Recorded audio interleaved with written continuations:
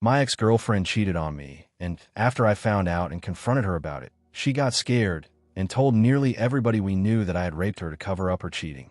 I was placed in custody during the investigation, however released, as there was no evidence. My parents had already disowned me, and most of my friends had distanced themselves from me. I wasn't even proved innocent by a jury, so my parents still believed me to be a rapist who had gotten lucky. My best friend began to help me behind their backs, and I ran away. I had nothing to lose as nobody liked or even approached me, and my college barred me from attending lessons, only emailing me the work and bringing me in for exams. I went as far away from that town as I could and got an apartment after working in some community jobs for some money and managed to sort of stabilize myself. I decided to change my name after a while, because I came to hate looking at it for some reason. I still don't know why. This helped me start a new slate, and I made a few new friends when I went into uni. Again, I don't know why I did this. I'm still in truckloads of debt and was incredibly poor looking back. I finished my degree in teaching and moved far away to a country on the opposite side of the globe where I live now. I got a nice apartment and settled down in my new job. I eventually met a girl who turned out to become my now wife. I originally couldn't trust her, and after realizing how much patience she had with me, I would flinch if she tried to touch me, or I'd start fidgeting when she'd get close. I fell head over heels for her. She eventually gave birth to my twin daughter and son, who I adore and will defend to the edge of the universe. Her family got used to me very quickly, considering I was a foreigner and not very trusted. They treated me well, and I sort of remembered how a loving family actually is. Now I'm living in a nice house with both of my children and wife, and we're very happy. That is until last night, where I was playing on our PlayStation with my son while my wife and daughter were in the garden. There's a knock on the door, and lo and behold, my father is there. He smiled weakly and began to speak, but I slammed the door so hard I scared my son. I took him to his room and called for my wife to take my daughter to her bed. She was freaking out, and so was I. My father kept knocking on the door, and I just broke down in a moment. My wife comforted me, then answered the door for me. She asked who he was, and he said he was my father. I had given my wife a vague background of me, and she had nothing but sorrow for me. She looked pissed, understandably, and began to scream at my father for abandoning me and whatnot. After she calmed down, I told her to let him in and for her to go to our kids' bedroom and keep them busy while I talked to my dad. He said that he was doing my ex-girlfriend a favor by clearing some stuff on her phone, and while he was clearing out some messages on her phone, he saw a conversation between her and the guy she was cheating on me with, basically expressing the guilt for ruining my life and that she wanted to take it all back. My father didn't confront her, as he wasn't ready to bring back a dead situation, but silently began to hunt for me to tell me that he believed me. I don't even know how he found me, but I don't care, cause he's here. Now for the part 1 need help on. I don't know what to do. I've considered my options alone after walking through some random streets, and I've come to some conclusions, but I'm not sure what the best decision is. 1. Turn him away and tell him to go back to our country and leave me alone. 2. Reconcile with him and tell my mother. If there is a better option which you have, then please let me know. I'm stressing out hard here, and am planning to take the day off work tomorrow. My father is in an apartment nearby, so I'll probably go to him with my answer. Thanks in advance. Update. My father has somehow found me after disowning me. What should I do? Hi everyone.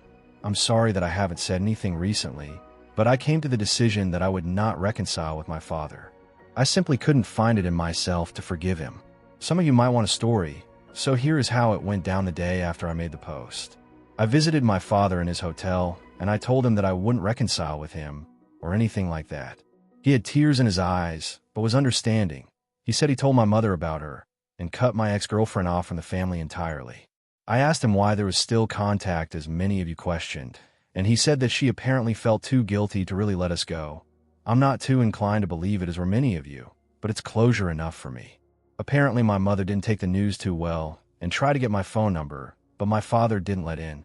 Not sure what I could really trust, given that I feel most of it is just a ploy to get me back into their lives. But after they threw me out onto the streets like a rabid dog, it just makes me sick. My son did end up asking who was at the door, but I told him that it was a colleague. I plan to tell both of them what happened to me in my past when they're older or going through tough times, to let them know that I understand. We're all fine. It shook me up a bit, but I hope I have my father's word in him, keeping my new life a secret. If anything else happens, I'll keep you updated, but I think the matter is resolved for now. Thank you all so much for the support and good words. If anybody you know has gone through the things I have, be there for them. You cannot throw them to the streets. Always stay alongside them and make sure they're happy, even if they have to move across the planet to be so. Second update. I got closure from my family. This is my first time posting to this community, so I'll give some backstory. I grew up in a perfectly normal middle-class family. They raised me well and I was living a good life. Then I got a girlfriend, and at the start she was amazing. We had many of the same hobbies and went along well. Then I discovered she was cheating on me, and before I could put her, she threatened to tell everybody I had raped her. I thought she was bluffing, but she actually did it, and my family disowned me. I was released from custody due to lack of evidence, but I wasn't able to be tried and acquitted. Therefore, my parents thought I was a rapist who had gotten away with it. I decided I would start a clean slate. I stayed with my best friends for a while before getting copies of all my major information and running away. I got a degree in teaching and moved to another country where I met my wife and had my twin daughter and son. Was living peacefully before my father found me, and it kicked off a chain of events that leads to this post. I recently had an incident with my family involving them breaking a promise. It angered me incredibly, and after a lot of thought, I decided I would face them directly. I flew back to my home country and met with everybody involved, my mom, dad, brother, and even the girl who accused me. I was nervous, of course, but I was shocked when I realized I didn't really see them as family. I recognized them, of course, but I didn't see them the way I see my wife, kids, and in-laws. My mother started by breaking into tears and trying to apologize. I just felt disgusted by it. My father comforted my mother, and my brother was the one who kept his composure and initiated conversation. He asked me how I was doing, and I responded by telling him to cut any small talk and that this meeting was on my terms. I told all of them that I was not looking for reconciliation, and I simply wanted closure. I made sure to tell them that I would call the police should they attempt to chase me. I asked my parents why they were so quick to abandon me, even though the police said there was no proof. They said that they made a rash decision, and seeing me in custody broke their hearts. I called them out on it since they didn't try to stick up for me, or anything. So I then asked what some people on my original post had said about my father looking through my accuser's phone. He said that she came to him to ask him to clear off her phone of non-essential stuff, and that's when he saw the chat logs with her friends. My dad was always good with technology, so while it wasn't fulfilling, I accepted it. I then asked my brother why he never contacted me. He looked surprised and said that he did, but I just ignored him all that time. Turns out, he was right. My brother had tried hundreds of times to contact me and give me money to get me off of rock bottom, but questioned why I never answered and assumed that I hated him because of what happened. Well, as it turns out, my mother had my contacts blocked on all of her phone plans as she paid for my brother's old phone plan. So I couldn't even receive help when I was completely lost. Then the cherry on top, my ex, I first asked her why she actually did it. She said that she was scared of what would happen and that she never stopped loving me, even throughout it all. She said that every session of therapy made her feel even more guilty as she knew it was all fake. She then told me that she hadn't dated anyone since in hopes that I would come back and she could apologize. Because, I'm sorry, would really reverse time and fix all of it apparently. Even that was bullshit, cause my father said that he found chat logs of 3 different partners she had when I was away. My ex broke down crying and tried to hold my hand. She had the fucking audacity to ask for another chance. This just made me spiteful, and I pulled out my phone and began showing all of them hundreds of pictures of my 2 children's milestones and good times my family had together. Our visits to cities, their first day of school, both of them in my wife in my arms. I told her that this was what she could have had if she wasn't so stupid, and my parents what they missed out on for not even hearing me out. I had a moment when I thought I had gone too far, but I realized compared to what they did to me, I hadn't. My visit wasn't all miserable though, as I met up with my old best friend and his family. They were happy to see me, and I was still grateful for them taking me in when it felt like the whole world was against me.